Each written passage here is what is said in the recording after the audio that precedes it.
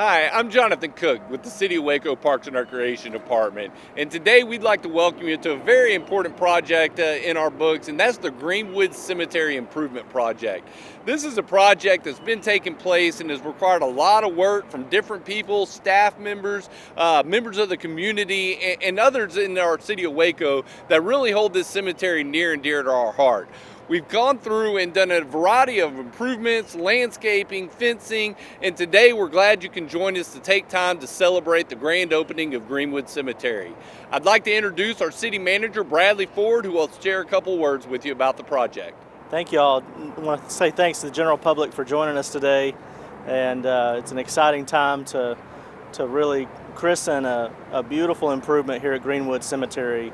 The project was a $435,000 improvement, which I think turned out remarkably, and it was only possible thanks to our City Council, as well as participation from the Texas Department of Transportation and a number of other entities, including McLennan County, who made it possible to bring all the land together under the City of Waco's care. At this time, I want to introduce Mayor Kyle Deaver for additional remarks.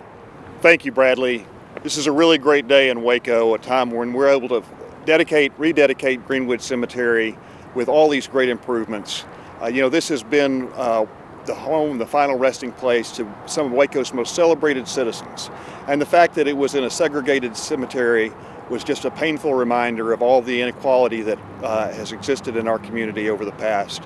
Now that it is unified in one great cemetery with one beautiful perimeter fence, it is the way that it should be, and it's a fitting tribute to those who have been buried here, and the culture and the history that exists here in Waco, particularly here in Greenwood Cemetery, Waco's second oldest cemetery dating back to 1875. I'm so grateful for the work that our council members have done, particularly Wilbert Austin, Noah Jackson, and Mayor Pro Tem Andrea Bearfield. And grateful to the great work that the Parks has done in conjunction with this, and working with the Texas Historical Commission to be sure that we did this correctly with due respect for all the people that are buried here. So I'll now turn it over to Mayor Pro Tem Bearfield, who will talk a little bit more about what's being done here today and all the great work that has come before this. Thank you.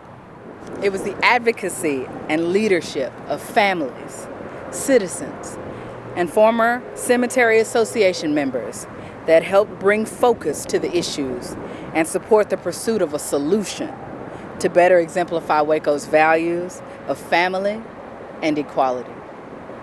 We want to give special thanks to the leadership of former City Council member Wilbert Austin Jr. and Noah Jackson Jr. The tremendous research efforts of all of our city staff, including Annette Jones, who's retired, Christy DeCluitt, and the entire legal department to assemble the necessary property rights. Our design and construction partners at Pape Dawson Engineering, 1519, and HCS Construction. And to all the collaborating city departments that each support the success of this project. It is now my esteemed honor to introduce former council member Noah Jackson Jr. I'm Noah Jackson Jr., past city councilman, following behind Wilbert Austin. And I've had the privilege of working with this project for approximately 30 years off and on as a volunteer from the community. It was so many things that had to be done to make this come to pass, and we want to thank all of the officials now that's here, Bradley and the rest, that has made it come to pass. But it's a big project. It was a good project. It was a long-going project. And it was a cemetery that we looked upon as being a black cemetery, but it was a black and white cemetery. The black part of the cemetery was wide open. The white part was fenced off very nice. We took down the fence several years back, and now it's all one. And it is a beautiful site. This property was here for years, many years. It was sort of a low-income property that really did nobody want.